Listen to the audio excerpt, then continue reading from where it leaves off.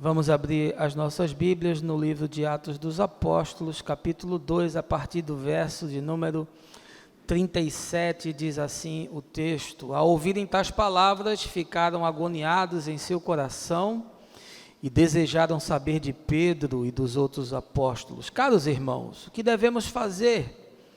Orientou-lhes Pedro: arrependei-vos e cada um de vós seja batizado em o nome de Jesus Cristo para o perdão de vossos pecados e recebereis o dom do Espírito Santo. Porquanto a promessa pertence a vós, a vossos filhos e a todos os que estão distantes, enfim, para todos quantos o Senhor nosso Deus chamar.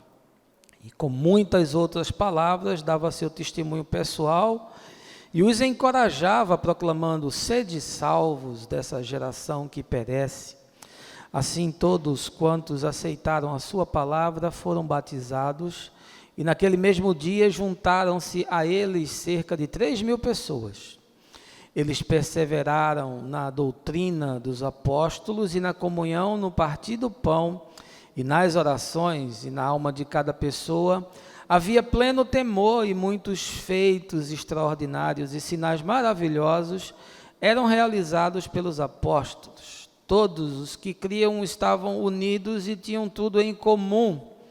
Vendiam suas propriedades e bens e dividiam o produto entre todos, segundo a necessidade de cada um. Diariamente continuavam a reunir-se no pátio do templo, partiam o pão em suas casas e juntos participavam das refeições com alegria e sinceridade de coração, louvando a Deus por tudo e sendo estimado por todo o povo. E assim, a cada dia, o Senhor juntava à comunidade as pessoas que iam sendo salvas. Essa é parte, irmãos, das Escrituras, do texto do nosso irmão Lucas. E eu hoje estou dando prosseguimento à mensagem que nós começamos na última semana. Você que está me assistindo, essa é a segunda parte. Se você caiu aqui dentro sem estar avisado, assista a primeira parte para você entender melhor a segunda. Vamos dar sequência sobre as características daquilo que a igreja é chamada a realizar. Portanto, em sexto lugar, Lucas nos ensina que a igreja é chamada a experimentar os dons do Espírito Santo e a dimensão do sobrenatural. Veja aí o verso de número 43. E na alma de cada pessoa havia pleno temor, e muitos feitos extraordinários e sinais maravilhosos eram realizados pelos apóstolos. Se há uma coisa que a igreja perdeu, foi a presença do poder do Espírito Santo realizando coisas extraordinárias. O que nós vemos em nosso tempo, e com muita tristeza, são ações e manifestações bizarras, são coisas circenses, são manifestações que em nenhum lugar das Escrituras você encontra.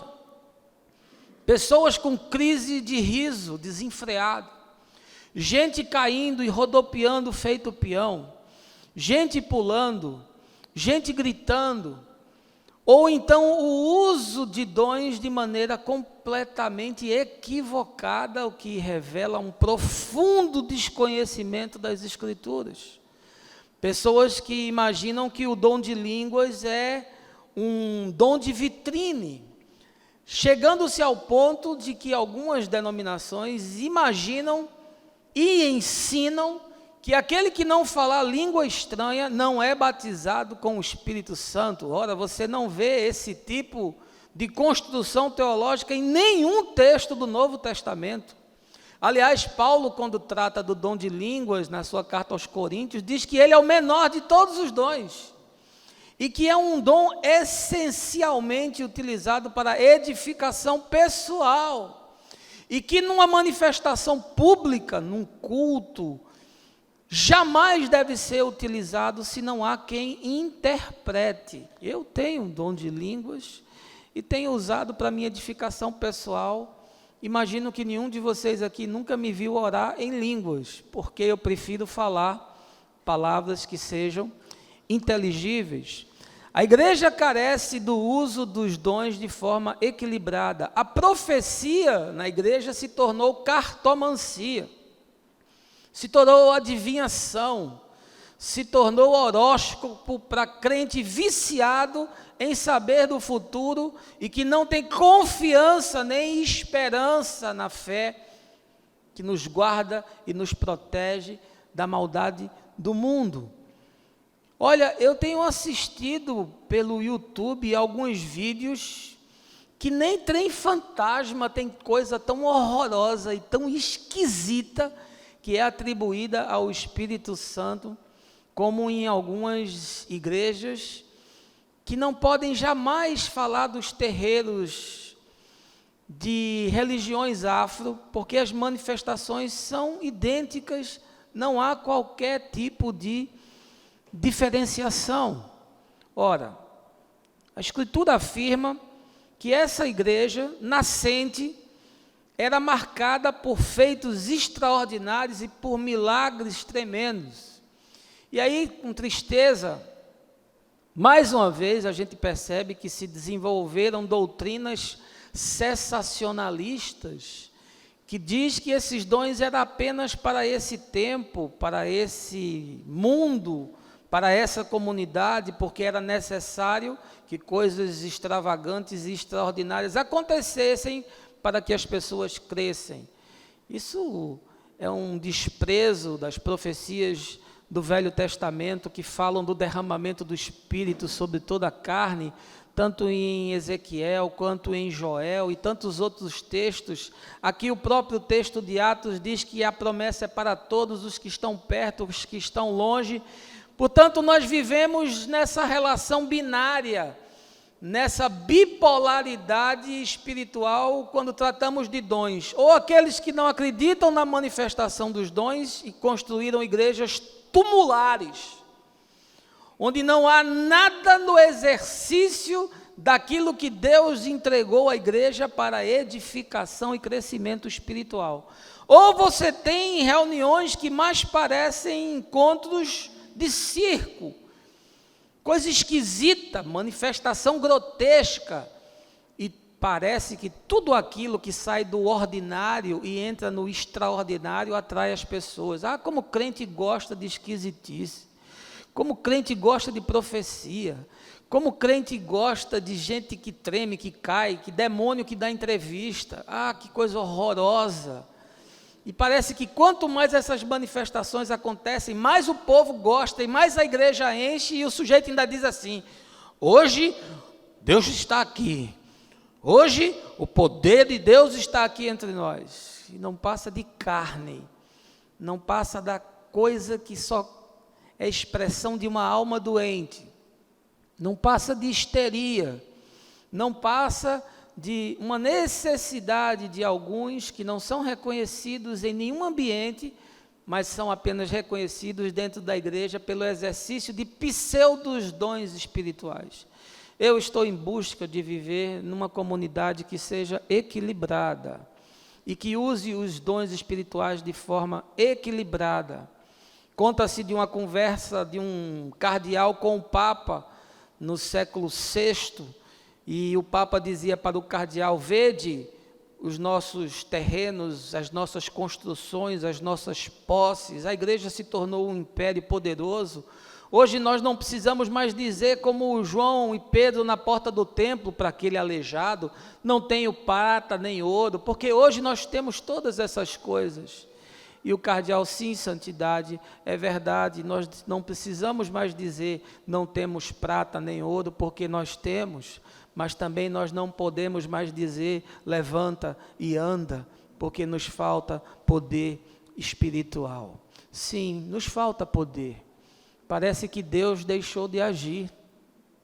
Nós não vemos mais milagres acontecendo, nem vemos o uso dos dons que estão relatados em 1 Coríntios, em Romanos, e tantos outros dons do Espírito que são distribuídos às pessoas e que nós não vemos a manifestação na igreja, porque nós nos tornamos essa matriz bipolar, ou a histeria circense, ou a fé tumular, que é tão racional e centrada, que não tem espaço para nenhum tipo de sentimento ou sensação. A Escritura nos fala que a igreja é o local de desenvolvimento dos dons espirituais. E onde há manifestação de dons, há coisas extraordinárias acontecendo. Eu tenho esse sonho de ver uma comunidade equilibrada e que dons surjam entre nós, dons de cura, dons de milagre, dons de discernimento de espíritos, dons de palavra de sabedoria, de palavra de conhecimento, dom da profecia, mas a profecia conforme o Evangelho. O último profeta da estirpe profética do Velho Testamento foi João Batista. A partir dali o ministério profético tomou outra dimensão, outro direcionamento, porque tudo já está revelado.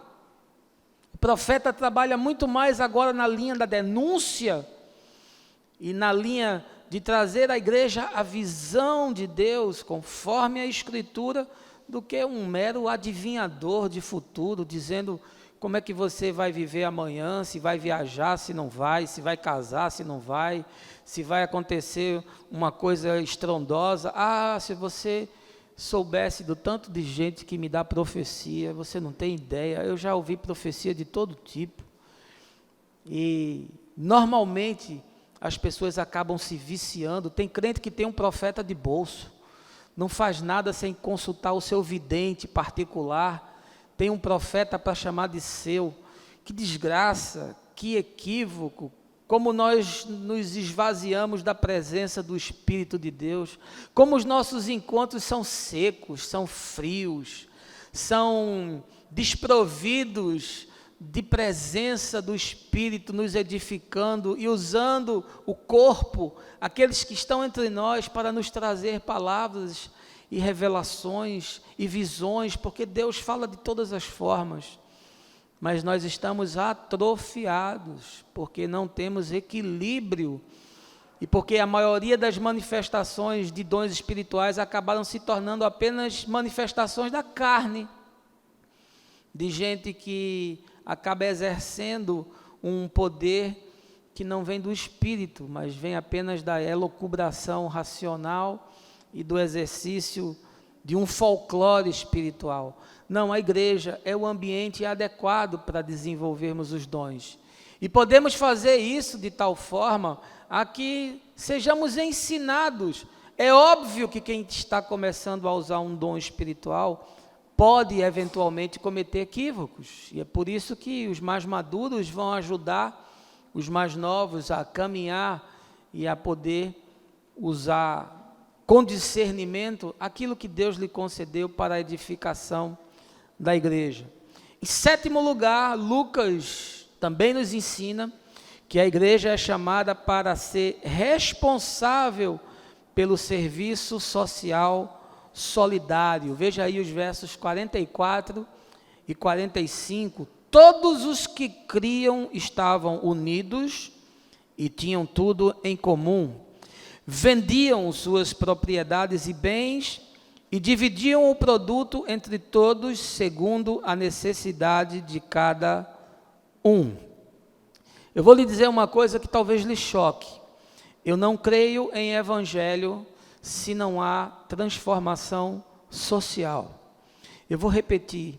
Eu não creio em nenhuma igreja que anuncie o evangelho que não tenha um movimento, uma ação, um trabalho, um time ou um ministério que trabalhe de maneira consistente e consciente no quesito da ação social. O texto de Lucas nos mostra que esses irmãos estavam juntos, tinham tudo em comum e mais do que isso, eles chegaram ao ponto de vender os seus bens e distribuir o produto entre aqueles que tinham necessidade. Ora, você não pode estudar a Escritura desprezando a história. alguns leem esse texto e querem produzir um socialismo religioso, um comunismo eclesiástico, distorcendo grotescamente o que está relatado. De fato, esse fenômeno aconteceu nessa comunidade. As pessoas começaram a vender as suas coisas e começaram a trazer o produto disso aos pés dos apóstolos. E a gente lembra do texto de Ananias e Safira, que venderam um terreno que tinha ali na praia de Boa Viagem, de frente para o mar, foi uma fortuna. A Moura do B comprou para fazer um prédio. Eles tiraram uma parte da grana, meteram no bolso e fizeram uma firula e vieram trazer o resto. O fato, meus irmãos, é que nesse contexto, as pessoas estavam imaginando que Jesus viria a qualquer instante. A parousia, a vinda do Senhor, a segunda vinda que nós aguardamos, era algo que eles esperavam para aqueles dias. Havia ainda essa pouca consciência e esse pouco entendimento do que Jesus havia ensinado. Então acabou havendo um movimento puramente emocional e não racional, das pessoas dizerem: para que eu quero a minha casa? Para que eu quero o meu terreno? Para que eu quero a minha fazenda? Para que eu quero os meus bens? Afinal, Jesus vai voltar e eu não vou precisar de nada disso.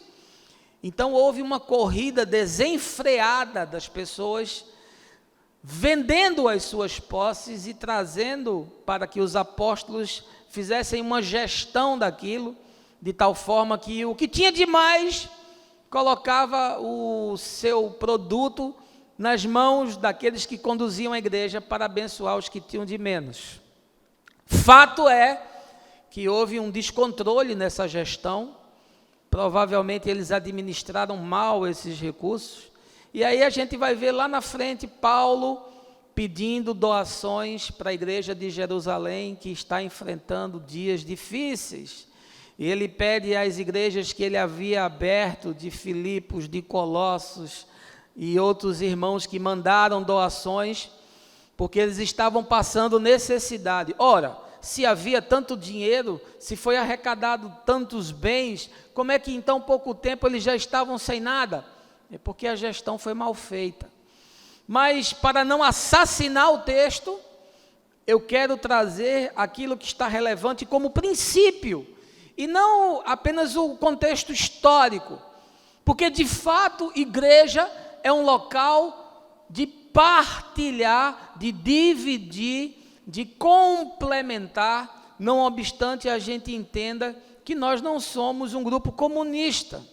Nunca haverá igualdade entre todos, a não ser a igualdade do ponto de vista espiritual. Em Cristo todos somos um, não há mulher, não há homem, não há grego, não há judeu, não há escravo, não há liberto. Mas do ponto de vista da existência humana, as diferenças sempre vão existir. Aliás, Jesus falou sobre isso. Ele disse: os pobres sempre tereis convosco. Mas há uma diferença entre pobre e necessitado. Você pode conviver num local onde haja pessoas pobres, mas é uma vergonha para a igreja existir necessitados em nosso meio. O que é o necessitado? É alguém que não tem dinheiro para comer, é alguém que não tem dinheiro para comprar um remédio, é alguém que não tem condições de ter um teto para dormir, é alguém que não tem condições de ter um banheiro para fazer as suas necessidades, é alguém que não tem os eletrodomésticos mínimos para sobreviver e para dar sobrevivência àqueles que estão com ele. Numa sociedade perversa, num país com 12 milhões de desempregados, onde os bancos têm lucros escorchantes e as indústrias demitem através da automação, e você fica sem alternativa. E onde que a gente vai ver justiça social, se a gente não tem justiça social nem mesmo dentro da igreja? Como pode na igreja ter gente passando necessidade, enquanto um chega com um carro bonito e mora num apartamento de cobertura num bairro nobre, o outro não tem condições de ter um sapato, porque o que ele tem está furado, não tem pão na sua mesa, ele não tem dinheiro para comprar um medicamento, o filho não tem escola, ele não tem acesso a nada e vive num bolsão de pobreza e de violência. Isso é responsabilidade da igreja. Eu não acredito em nenhum tipo de evangelho que não tenha ênfase no cuidado dos pobres, das viúvas, dos órfãos, dos invisíveis sociais. A igreja acha que resolve o problema da ação social fazendo um sopão. A maioria das comunidades que eu conheço tem algum tipo de ação pontual. É uma coisa tão incipiente que é até vergonhoso se dizer que existe um ministério da ação social. Olha, eu tenho me alegrado com o trabalho que nós temos feito aqui e acho que a gente tem avançado em muitos sentidos. E a ONG pode ser muito melhor utilizada para nós produzirmos mudança nesse entorno, porque nós entendemos que somos responsáveis pelas pessoas que estão nesse entorno.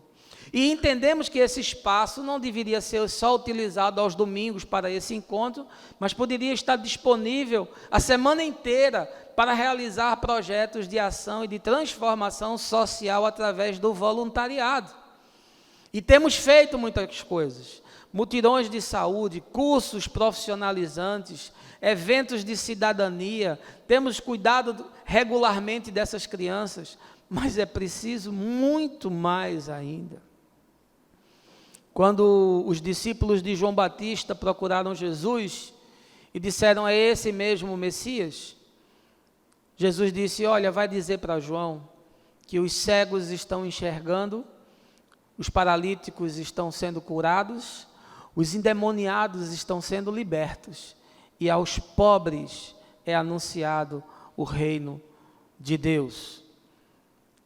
Isso aí é evangelho integral, é evangelho balanceado, é poder e manifestação espiritual, é sã doutrina, é comunhão, é partir do pão, é orações e é cuidado com o necessitado. Mas nós extirpamos isso da vida da igreja, porque a igreja se tornou um gueto, se tornou um clube, é um Rotary espiritual. É uma maçonaria que só faz bem aos que estão dentro, aos que foram chamados para viver nesse encontro e nessa espiritualidade alucinógena, que extirpa o outro e que nos faz insensíveis à dor humana e que nos desconecta da nossa relação com o nosso próximo, desprezando o que a Escritura ensina, de que Deus só pode ser amado no outro. De que João diz que a gente precisa amar aquele a quem a gente vê, porque senão a nossa espiritualidade não tem sentido. E na parábola do bom samaritano, o culto estava ali na sua frente, e o sacerdote e o levita desviam displicentemente, porque eles tinham cumprido o serviço religioso, e não entendiam que o serviço necessário era acudir o caído, esfolado pela vida, o que estava ali desgraçado, e precisava de cuidado e de apoio. Ah, que tristeza viver nessa igreja que não se condói, não se sensibiliza, não se move, não se solidariza, não se envolve com nada. Ah, não me envolvo com política, porque política não é coisa de Deus. Se você vai mudar as coisas, como, meu irmão? Com oração apenas? Oração sem ação é tapiação, é conversa mole para bovino dormitar. Eu não acredito em nenhum tipo de evangelho que não tenha ação social. Não acredito em nenhum evangelho que não transforme a sua redondeza. Nós somos responsáveis por esses que estão ao nosso redor. Nós somos responsáveis em produzir ações de solidariedade, de acolhimento e de provimento, pelo menos do mínimo necessário. E é nossa vergonha se estiver entre nós alguém passando necessidade. E esse alguém não está sendo acolhido nem cuidado. Ora, eu sei que às vezes é preguiça. O cara fica se escorando, fica atrás de uma esmola, de uma oferta, mas muitas vezes as pessoas sofrem situações extremas. E quando muito o que a gente faz é, vem cá, meu irmão, que eu vou orar por você. E você impõe as mãos sobre o indivíduo e despede ele com a barriga vazia. Isso é uma vergonha, é uma tristeza. E algumas igrejas que têm condições e capacidade, porque estão em locais de classe média alta e possuem uma arrecadação vultosa, são totalmente inertes e não tem nenhum tipo de mobilização, compram terrenos caríssimos, constroem sedes com arquitetura moderna, colocam os mais poderosos instrumentos e equipamentos, fazem estacionamentos, investem em infraestrutura e não investem nas pessoas. E do lado tem uma favela com gente que não tem nenhum saneamento para viver e a gente faz de conta que não é conosco. É uma vergonha. Eu já investi em terreno de igreja, eu já fui líder de campanha para comprar terreno. Mas eu lhe confesso, hoje, meu irmão, jamais eu gastaria um centavo para construir nada. A gente aluga qualquer espaço e bota as pessoas dentro. E o dinheiro que se investir em terreno, a gente investe em gente. Porque Pedro fala que nós somos uma casa de corações, não uma casa de tijolo e cimento. Esse espaço nos atende, que bom, o aluguel dá para a gente pagar, vai aqui, um sofrimento danado.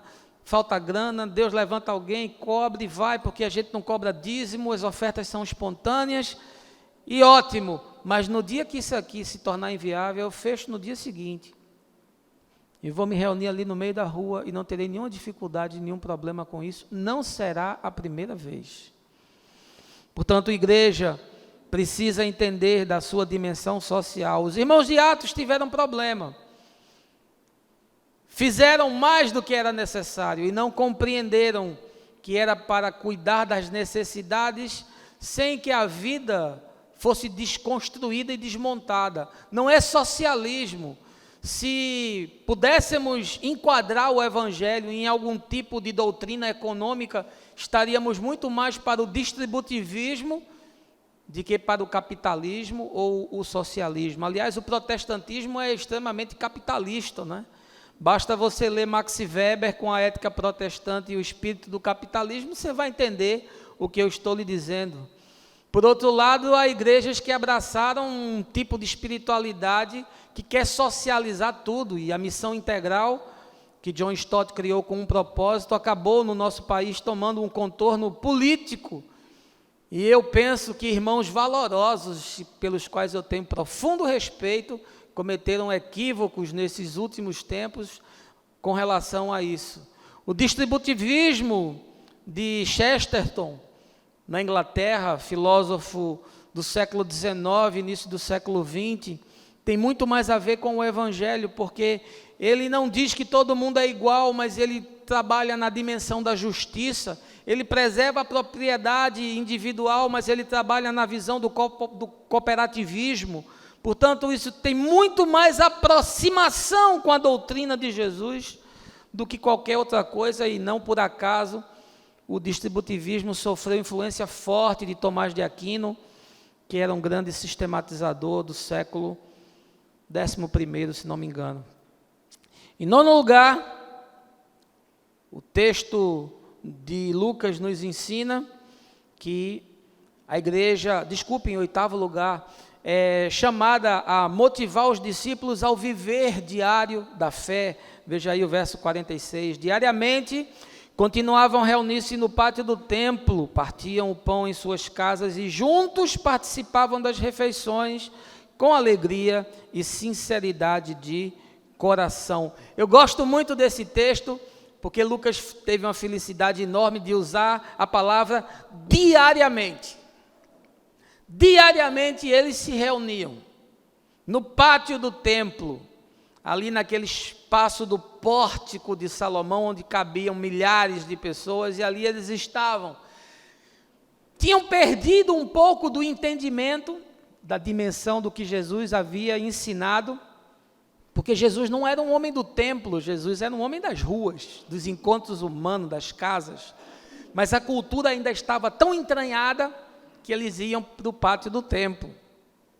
O fato é que eles se encontravam sistematicamente para se exortar, se edificar, se fortalecer e viver aquela experiência do Evangelho como um princípio de transformação da vida humana. Eu gosto muito dessa perspectiva, porque nós vivemos num tempo onde as pessoas desenvolveram um padrão de espiritualidade de domingo. A espiritualidade do sujeito dura o tempo do encontro. No nosso caso, 2 horas, porque quando ele passa pela porta, acabou-se. tudo que ele ouviu e tudo que ele aprendeu fica, ele bota outra roupa, ele veste uma outra indumentária, ele assume um outro personagem, e aí ele vai viver da forma como ele entende, e essa forma como ele entende não tem nada a ver com o Evangelho. O sujeito imagina que aqui é um baile de máscaras, cada um pega a sua capa na entrada e a sua máscara entra, e aqui nós somos pais perfeitos, filhos perfeitos, maridos perfeitos, esposas perfeitas, profissionais perfeitos, cidadãos perfeitos, mas é tudo uma enganação, porque quando a gente sai daqui, na verdade a gente é outra coisa, porque a nossa espiritualidade não dura, ela se evapora, ela não dá para o gasto, na segunda-feira ela já terminou. E aí a gente precisa recarregar as baterias. Ora, meu irmão, eu tenho uma dinamite dentro de mim, eu tenho um poder espiritual dentro de mim, o Espírito que ressuscitou Jesus dentre os mortos está dentro de mim. Será que isso não dá para manter a sua semana? Que tipo de espiritualidade é essa sua? Que você não consegue experimentá-la nas dinâmicas, nos encontros, nas relações que você trava a semana inteira? Diariamente eles se reuniam e se encontravam. Óbvio que na nossa realidade de hoje não dá para fazer isso. Aliás, se você vier diariamente aqui, eu vou dizer que você está equivocado, que você está desequilibrado, porque você tem família, você tem filho, você tem esposa, você tem marido, você tem trabalho. Eu sou contra a igreja criar uma programação que transforme espiritualidade em aeróbica e que faça você se viciar em movimento. Porque o cara só se sente bem quando está em movimento, ele detona geral, aí ele diz, não, mas vai vir aí um movimento, aí no movimento eu me arrependo, eu choro, eu fico espiritual, depois eu volto a fazer as mesmas safadezas, as mesmas sacanagens de antes. Mas aí na sequência tem outro movimento, aí eu choro, eu fico contrito, eu digo, Jesus, é isso que eu quero, mas depois eu volto, faço tudo novamente, eu fico cínico. Não é isso. A igreja é esse local que nos estimula, nos motiva a sermos discípulos que vivem a fé diariamente.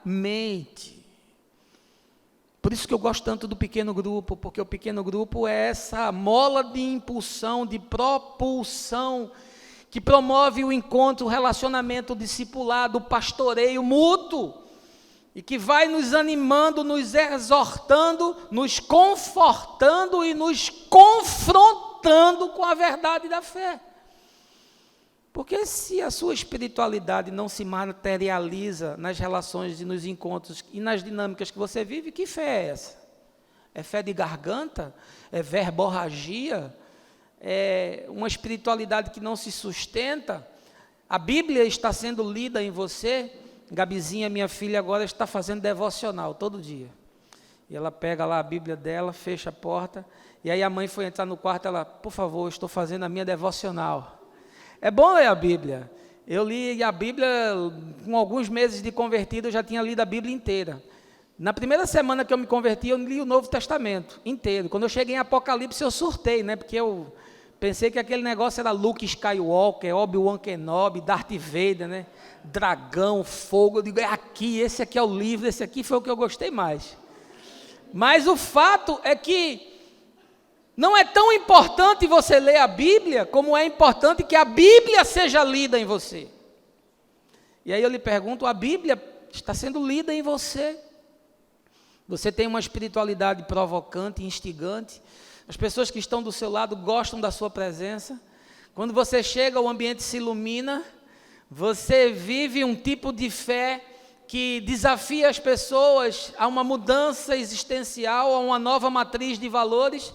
Meu amigo, se não for isso, você pode ser tudo. Você é um religioso, você é um frequentador de clube, você é um membro de confraria eclesiástica, você é um boneco industrializado na fábrica igreja, mas você não é discípulo, porque os discípulos revelam no dia a dia e a todo tempo vaza, isso vaza da vida, porque aquele que crê em mim, do seu interior fluirão rios de água viva. Em nono lugar, Lucas nos ensina que a igreja é chamada a experimentar as dinâmicas da adoração.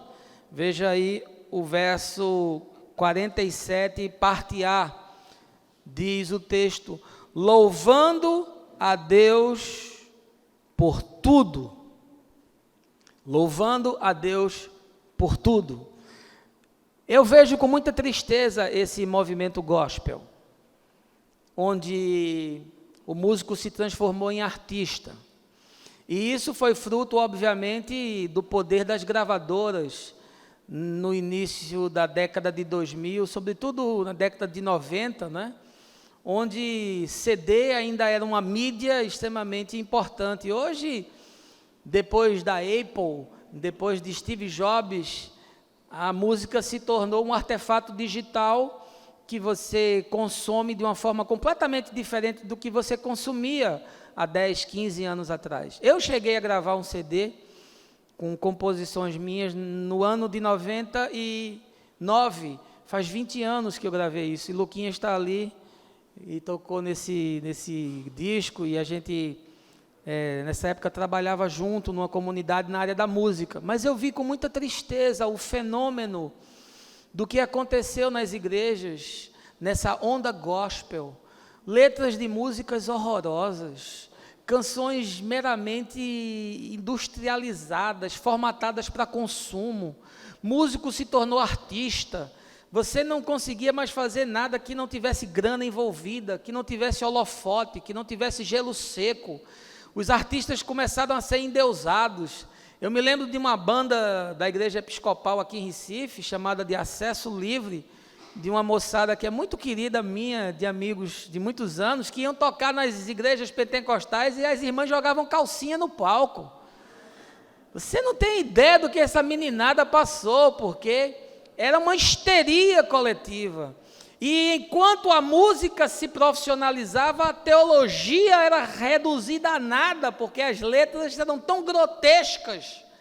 E quando você pega as canções que são construídas em cima da doutrina da prosperidade, é um horror.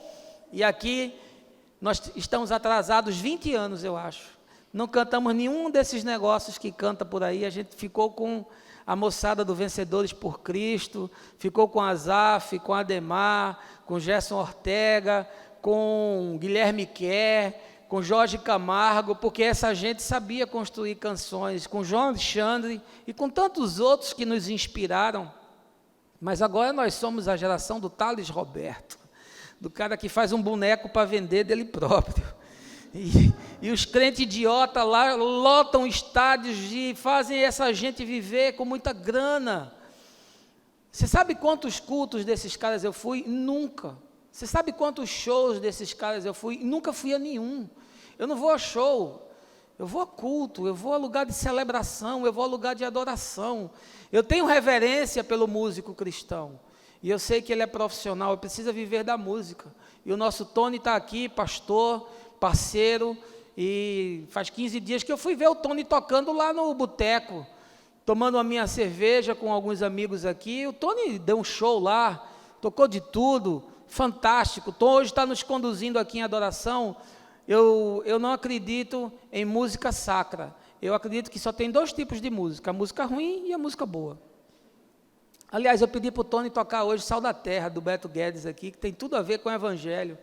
Aliás, você vê que a igreja está na decadência no quesito da adoração, quando a gente começa a cantar coisas que não são santas, né? São pseudo-profanas. E a gente foi para o Encontro do Caminho em julho, lá em Brasília, do ano passado, e o Kleber Lucas estava lá. Aí o Kleber Lucas lá na plateia, na moçada tocando, aí Kleber, vai lá bicho, dá uma palhinha, vai lá Kleber, toca um aí meu irmão, vai, traz um negócio aí pra gente. E aí o Kleber foi lá. Aí a gente estava esperando que viesse, né? Jeová Rafa, meu Senhor, um negócio, né? Aí o Kleber Lucas começou lá, Maria, Maria, um dom, uma sé. Aí ele parou, ficou todo mundo rindo, ele disse, vocês achavam que ia tocar uma minha? E sabe o que a gente tocou lá? Tudo, tudo, tudo vai dar pé. E Fabiana dançando reggae, tudo, tudo, tudo vai dar pé. Sabe por quê? Porque parece que as letras dos poetas têm muito mais a ver com Deus do que a letra dos profetas caídos desse tempo. Que tristeza. Ah, como tem presença de Deus no nosso cancioneiro popular. Ah, como há marcas do Evangelho nas canções. E sabe qual foi o reflexo dessa geração gospel? É que nós perdemos a dimensão da adoração. O texto diz que eles louvavam a Deus por tudo. Você pensa que louvor é só música? Você precisa de música para louvar a Deus? Ah, meu irmão, você não entendeu ainda as águas profundas. Você não entendeu ainda o que Davi fala em todo o tempo, bendirei ao Senhor. Você não entendeu ainda que se louva a Deus com adufes e danças. Você não entendeu que todo ser que respira, conforme o Salmo 150, deve adorar a Deus. Levantai as portas, ó vossas cabeças, levantai-vos, ó portais eternos, para que entre o Rei da Glória. Eu fico com expectativa de chegar no domingo para junto com vocês adorar. E que tristeza que tem gente que pensa que a pregação é a cereja do bolo. Ah, como você está equivocado, meu irmão. A palavra jamais vai superar o louvor, porque no céu não vai ter pregador, mas vai ter adoração. A música não acaba. Aliás, o meu filósofo predileto, Nietzsche, diz que a vida seria inviável sem música. E, de fato, eu acredito nisso. Eu acho que nós perdemos a dimensão da adoração, porque nós ficamos displicentes, né? E, às vezes, a nossa adoração ficou tão sofisticada que a gente precisa de muita parafernália, de muita coisa. O Tony, quando vem aqui, abrilhanta o nosso encontro, traz um time aí de primeira grandeza e é ótimo. Maravilhoso, mas o Hércules e o Silvio fazem tão bem quanto. Ali o violãozinho, o tecladozinho, porque é o coração que importa. Assim como o Tony é um adorador, o Hércules é um adorador. E nós reconhecemos esse dom e esse chamado dos nossos irmãos. Perdemos a dimensão da adoração comunitária. Ficamos tão relapsos que a gente canta as letras, a gente decorou as frases, a gente não tem mais nem entendimento do que a gente está dizendo. E às vezes são afirmações profundas, são declarações poderosas que a gente perde, porque é só música, né?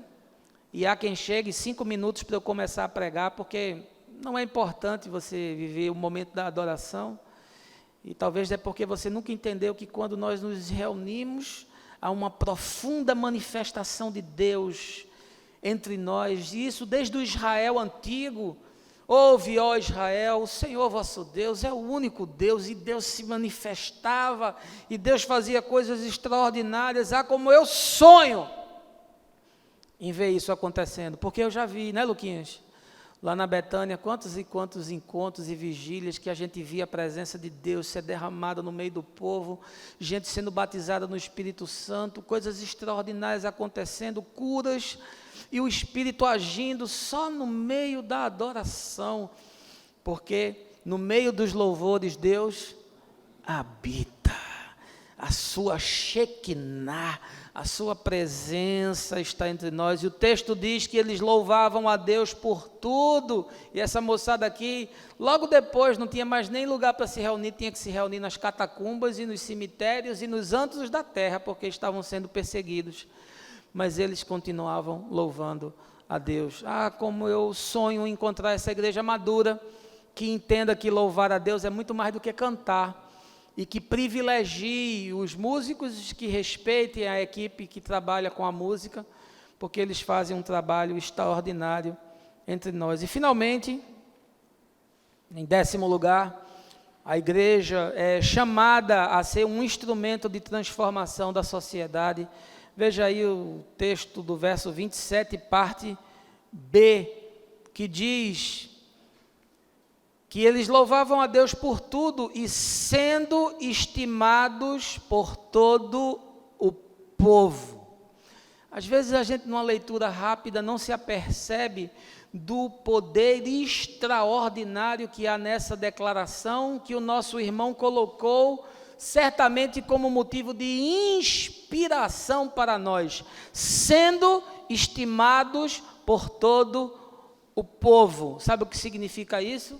É que essa moçada era aquilo que a gente diz, era gente boa de Deus.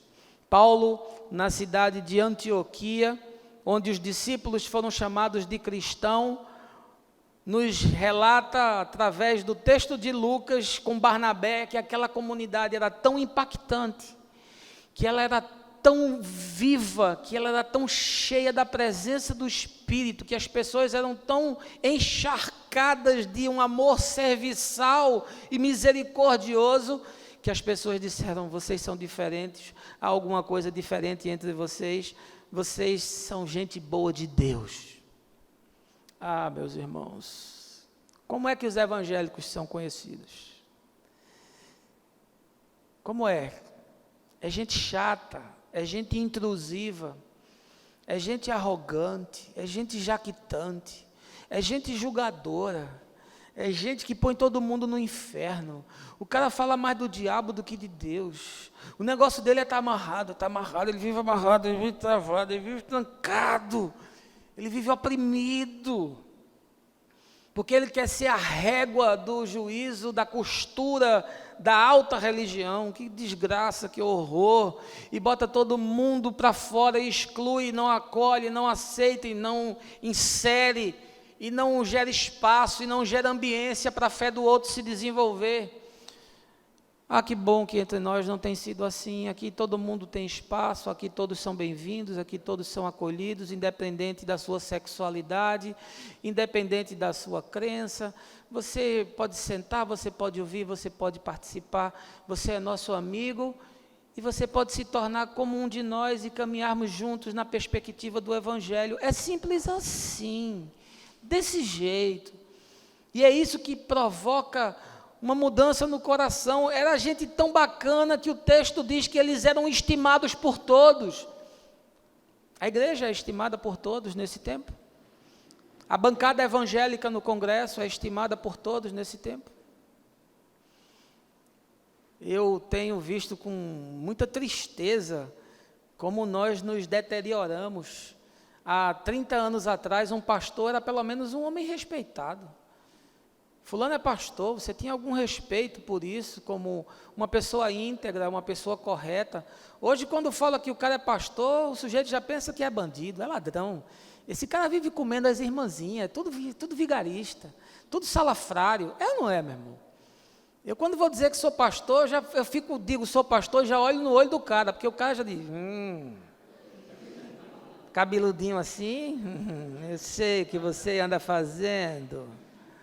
Que desgraça. Mas ainda bem que eu não sou evangélico, né? Porque se fosse evangélico, talvez fosse pior.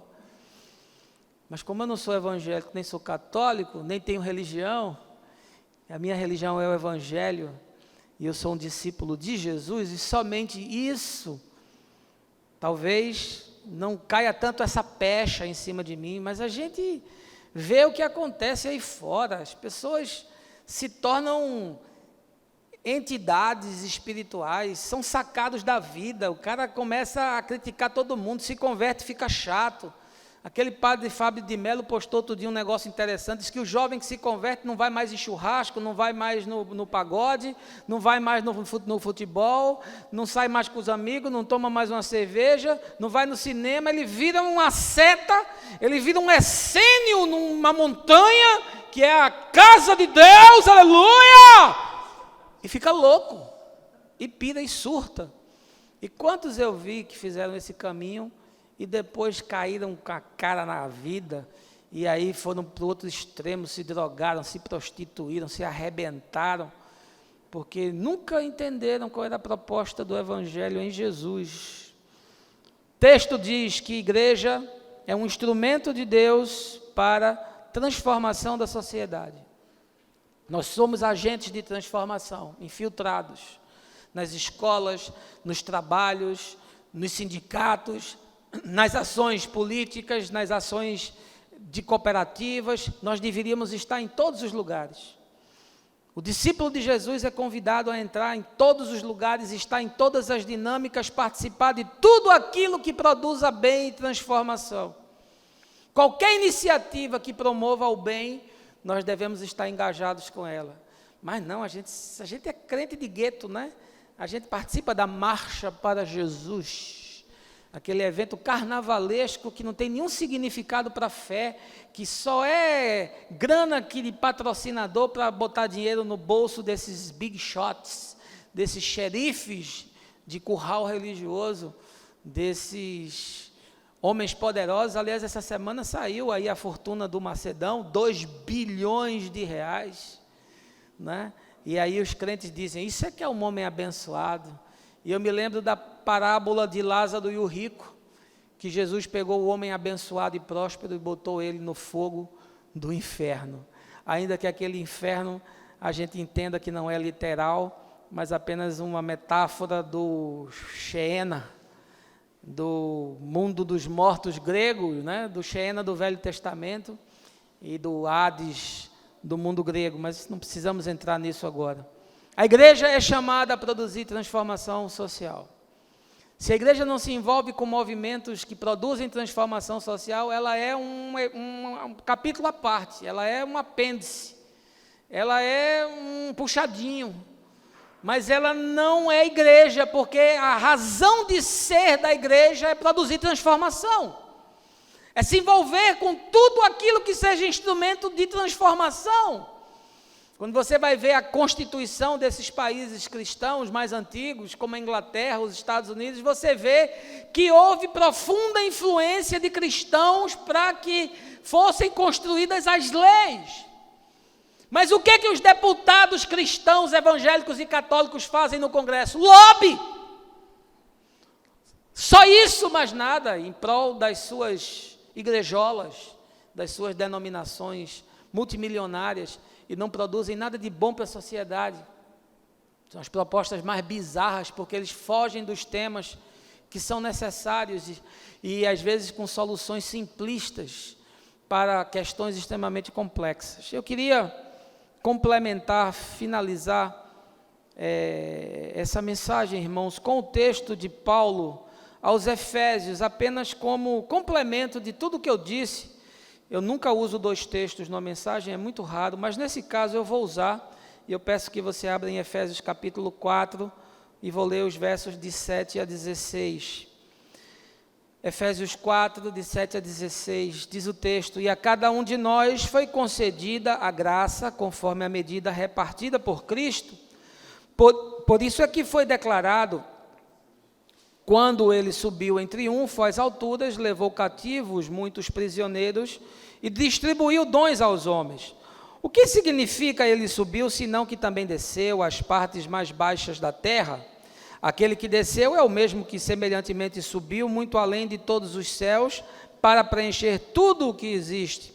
Assim ele designou alguns para apóstolos, outros para profetas, outros para evangelistas e outros para pastores e mestres, com o propósito de aperfeiçoar os santos para a obra do ministério, para que o corpo de Cristo seja edificado, até que todos alcancemos a unidade da fé e do conhecimento do Filho de Deus e cheguemos à maturidade, atingindo a medida da estatura da plenitude de Cristo. O objetivo é que não sejamos mais como crianças, levados de um lado para outro pelas ondas teológicas, nem jogados para cá e para lá, por todo o vento de doutrina e pela malícia de certas pessoas que induzem os incautos ao erro. Longe disso, seguindo a verdade em amor, cresçamos em tudo naquele que é a cabeça, Cristo. Dele todo o corpo ajustado e unido pelo auxílio de todas as juntas, cresce e edifica a si mesmo em amor, na medida em que cada parte realiza a sua função. O que é que Paulo está falando aqui nesse texto? Está dizendo que a igreja produz o seu próprio crescimento e que o funcionamento sadio do corpo produz edificação e produz amadurecimento. Mas a igreja se tornou um local de adoecimento e não de amadurecimento. As pessoas ficam doentes dentro da igreja, porque é tanta maluquice, é tanta bizarrice, é tanta exploração, é tanta manipulação, é tanto estupro de alma, é tanto estupro de mente, que o sujeito enlouquece, fica doido, desparafusa, fica perturbado. Pergunte aos psiquiatras se eu estou inventando, e aos psicólogos que têm clientes que são viciados, são abusados dentro de igreja. Como existe isso no nosso tempo? E aí, Paulo diz nessa passagem de Efésios que a igreja precisa de um aparelho mínimo, de uma estrutura mínima para funcionar, para que essa estrutura produza crescimento, amadurecimento e as pessoas não sejam enredadas, não sejam enganadas, não sejam abusadas, não sejam manipuladas. E aí ele fala desses 5 ministérios que existem para a edificação da igreja: os apóstolos, os profetas, os evangelistas, os pastores e os mestres. Desgraçadamente, a religião transformou função e cargo. Aí o cara diz: eu sou o apóstolo. Aí o outro diz: eu sou o profeta. Aí o outro diz: eu sou o pai apóstolo. Aí o outro diz: eu sou o bispo. Aí o outro diz: eu sou uma entidade espiritual. Eu sou vice-deus. E aí por aí vai. Cada um quer ser mais do que o outro, cada um quer mais espaço do que o outro, cada um quer mais relevância e mais reverência do que o outro. E aí desgraça. Porque o que a Bíblia está falando não é de cargo, não é de título, mas é de função. Função para edificação, para melhorar o desempenho, para ajudar no crescimento. E por que a gente não vê isso nos nossos dias? Por que as igrejas deixaram de ser plurais? Por que não temos esse aparelho mínimo de apóstolo, profeta, evangelista, pastor e mestre entre nós? Por que nós perdemos isso? Perdemos isso por causa da vaidade pessoal. Porque cada pastor quer ser maior do que o outro, cada um quer ter mais poder do que o outro, cada um quer aparecer mais do que o outro. Perdemos isso pela dimensão financeira. Porque quanto mais pastor para dividir o bolo, menos bolo vai ter. E se for um pastor único, ele vai ficar com o bolo todo. Igrejas que comprometem 70%, 80% da sua arrecadação para pagar um pastor. Numa empresa, você quebrava a empresa. Mas na igreja existe gente que a igreja existe para atender às suas necessidades pessoais. Vai trabalhar, vagabundo, como dizia o Chico Buarque. Vai trabalhar, rapaz. O apóstolo Paulo fazia tenda e você quer viver às custas da igreja? Deixe de ser preguiçoso, safado, escroto, para não dizer outra coisa mais que não dá para dizer aqui. Vá trabalhar, vá arrumar um emprego. Quantos pastores me procuram? Reverendo, estou sofrendo tanto, estou aqui, a igreja está me massacrando. O que foi, meu irmão? O que fizeram com você? É porque a arrecadação não está dando para me pagar. Arruma um emprego, meu irmão. Eu não sei fazer outra coisa da vida. Aprende. Você acha que viver de Bíblia dá futuro? Dá não, meu irmão. Vá arrumar um emprego. Se você tivesse sido chamado por Deus, Ele estava lhe bancando. Se Ele não está lhe bancando, é porque você não foi chamado. Vai ser chamado para plantar mandioca. Vai fazer qualquer coisa, vai lavar carro, vender pipoca, vai fazer um curso, vai fazer um profissionalizante. Que desgraça, a igreja se tornou um cabide de emprego. E pior quando é a igreja familiar, né? Porque o cara emprega a família toda. A mãe vira bispa, o primo vira bispo, o irmão vira bispo. É uma bisparada sem fim. E a igreja mantendo essa casta sacerdotal. Isso não tem nada a ver com o evangelho, isso não tem nada a ver com Jesus. Isso é conglomerado, isso é holding, isso é empresa, isso não é igreja. Por favor, entenda. É falta de visão, é falta de entendimento das Escrituras. E aí eu vou tirar só o verso 16 para você entender. Que diz: dele todo o corpo ajustado e unido pelo auxílio de todas as juntas, cresce e edifica-se a si mesmo em amor, na medida em que cada parte realiza a sua função. Eu não sei se você notou, mas nesse versículo estão as 5 funções dos 5 ministérios que a Bíblia fala. E olha, não são só 5 não, Paulo citou 5, mas são muitos outros. 5 é o basicão. Como eu quero ter entre nós aqui vários pastores, cada um com a sua visão e o seu chamado ministerial, ajudando a construir uma comunidade sadia, sólida, uma comunidade pujante, né? E aí ele diz aqui, nessa passagem, ele diz quais são as funções desses ministérios. Quando ele trata de corpo ajustado, ele está falando do profeta, porque o profeta é esse homem do confronto.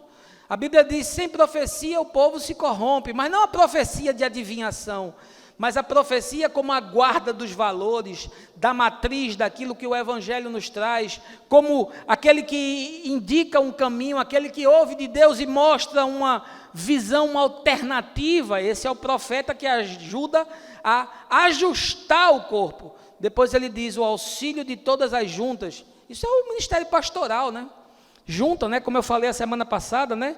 Aqui tem uma junta, um ligamento, né? Se isso aqui falha, fica duro, né?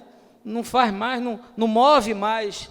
Quem faz juntas e ligamentos funcionar é pastor. Pastor que cuida, pastor que visita, pastor que faz intermediação, pastor que constrói pontes, pastor que media conflitos, pastor que harmoniza as relações no corpo, está sempre preocupado em que não haja divisão, não haja ferida, não haja maledicência, não haja fofoca. Isso é pastor. Depois ele diz aqui que isso tudo cresce. Crescimento é evangelista. É aquele que tem como motivação anunciar a cruz o tempo inteiro. Ele está sempre falando, ele está sempre convidando, ele está sempre trazendo, ele está sempre ensinando. A motivação dele sempre é de crescimento, de batismo, de confissão e profissão de fé, e de gente que se agregue na caminhada do caminho. E depois ele fala aqui que se edifica a si mesmo, e isso é a função do mestre, daquele que mergulha nas Escrituras, daquele que vai se apropriar das verdades do ensino, daquele que vai estudar a psicologia, a sociologia, a arqueologia, a filosofia, vai fazer a leitura do nosso tempo, vai construir pontes e relações do texto com as realidades humanas. Esse é o mestre. E finalmente, ele diz que cada parte realiza a sua função, e isso é possível com o apóstolo, porque o apóstolo é esse, digamos assim, esse estrategista, esse gestor que consegue equilibrar os demais ministérios e consegue fazer com que tudo isso funcione. Ele é o arquiteto da comunidade, ele é o arquiteto que promove o funcionamento das outras esferas, e ele também é um homem de palavra, de revelação. Óbvio que nós não vamos usar esse título. Esses títulos perderam significado em nosso tempo, foram totalmente descaracterizados, mas o que me importa são as funções, e o que cada função dessa representa, e como isso é importante na igreja. Eu queria finalizar dizendo o seguinte para você. O texto de Lucas que nós lemos, de Atos 2, termina com a seguinte frase: e assim, a cada dia, o Senhor juntava à comunidade as pessoas que iam sendo salvas. A cada dia, o Senhor juntava as pessoas que iam sendo salvas. Quem é que junta as pessoas? Quem é que junta as pessoas? Fala, meu irmão, quem é que junta as pessoas? O Senhor. Não é o pastor, não é o marketing, não é o movimento, não é a estratégia, não é o grupo de música, não é o espaço, não são as habilidades humanas, não é a pirotecnia. O que junta as pessoas, o que acrescenta as pessoas, é o Senhor. Eu não acredito em mega igreja. Eu já fui pastor de 2, e lhe confesso que não acredito, porque elas se tornam ambientes extremamente impessoais, onde as dimensões de tudo que nós ensinamos acaba se perdendo, se fragmentando e se fragilizando. Ao invés de uma igreja de 10 mil, melhor seriam 10 igrejas de 1000, porque você teria mais espaço, mais dons, mais possibilidade de influenciar, em vez de um lugar só, 10 lugares diferentes, cada lugar produzindo transformação social. Portanto, eu sou um entusiasta de igrejas menores, mas igrejas menores plurais, igrejas que tenham esses vários ministérios, esses vários aspectos funcionais, sendo desenvolvidos para mediação e crescimento do corpo de Cristo. Mas é o Senhor quem acrescenta. Às vezes a gente fica, poxa, eu queria que a nossa comunidade crescesse mais, e a gente está fazendo um planejamento aí, um trabalho bacana para esse ano, com vários desafios e tudo mais. Essa é a nossa parte. Mas eu quero lhe dizer uma coisa: quem faz a igreja crescer é o Senhor. Não sou eu, não é você e não é ninguém. E tenha certeza, quando nós estivermos ajustados àquilo que Ele deseja e ao seu coração, nós vamos crescer na medida daquilo que Ele deseja que a gente cresça. Eu não acredito em nenhum tipo de fé que seja vivenciada virtualmente. E eu creio profundamente que a experiência da igreja local é algo extremamente importante na vida de um discípulo de Jesus. Eu entendo os traumas dos desigrejados, mas eu não acredito que isso seja o álibi para você não estar ligado a uma comunidade. Congregar é preciso, mas não é imprescindível, é verdade, quando não é possível. É desejável, mas não é obrigatório. É bom quando faz bem, mas é ruim quando faz mal. E tanta gente me diz, pastor, se tivesse uma igreja igual a sua, na minha cidade, eu me animaria a voltar a congregar. De fato, eu não sei qual é a sua história. Não sei se você foi abusado, se você foi viciado, se você foi manipulado, se você foi iludido, se você foi enganado, se você foi estuprado espiritualmente. Eu não sei qual é a sua história. Mas o que eu sei é que o trauma não pode se tornar o seu álibi para você não congregar, para você não se envolver, para você não participar, e para você não buscar uma experiência nova, porque há muitos grupos legais do Evangelho, e há muita gente boa de Deus, e há pequenos grupos maravilhosos para você desenvolver a sua espiritualidade. Não tem uma igreja na sua cidade? Não tem aí na sua cidade? Comece uma, meu filho. Jesus já disse, vão e façam discípulos. Abra sua casa, abra uma garagem, abra uma sala no escritório, vá para debaixo de uma árvore na praça e comece um grupo do Evangelho. Pare de reclamar e comece a fazer alguma coisa. Se não tem igreja, abra uma, comece uma, porque igreja é encontro humano, igrejas são pessoas, igrejas são dons repartidos, igreja é edificação mútua, igreja é serviço à comunidade. E isso qualquer coisa e qualquer pessoa pode fazer. Não precisa de seminário teológico. Se tiver, pode ser bom. Se não tiver, você pode ser um autodidata. Não precisa que ninguém lhe mande. Mas se você precisa de uma ordem, eu agora te dou. Em nome de Jesus, vai e faz, tira a tua bunda da cadeira, para da tua safadeza e da tua desculpa, vai e faz, no nome de Jesus. Eu tenho sonhado todo dia com uma igreja que seja assim como essa que a gente estudou, nesses 10 pontos da igreja de Atos dos Apóstolos. Eu acho que a gente está construindo, com todas as lutas, com todas as dificuldades, com todos os percalços, mas a gente está construindo, e eu quero me alegrar com você, que faz parte da estação, que está conosco nesse projeto, nesse desafio. O ano de 19 tem tanta coisa para fazer, e tão pouca gente. Quem sabe você está chegando para nos ajudar e para fazer parte desse time. Deus te abençoe, que você tenha uma semana boa, gaste tempo com as pessoas que você ama, vá se encontrando por aí, porque de encontro em encontro, a gente vai compreendendo melhor o Evangelho. E o resto? O resto eu vou te falando no caminho, no nome de Jesus, amém. Baixa aí a sua cabeça, feche os seus olhos, eu quero orar com você.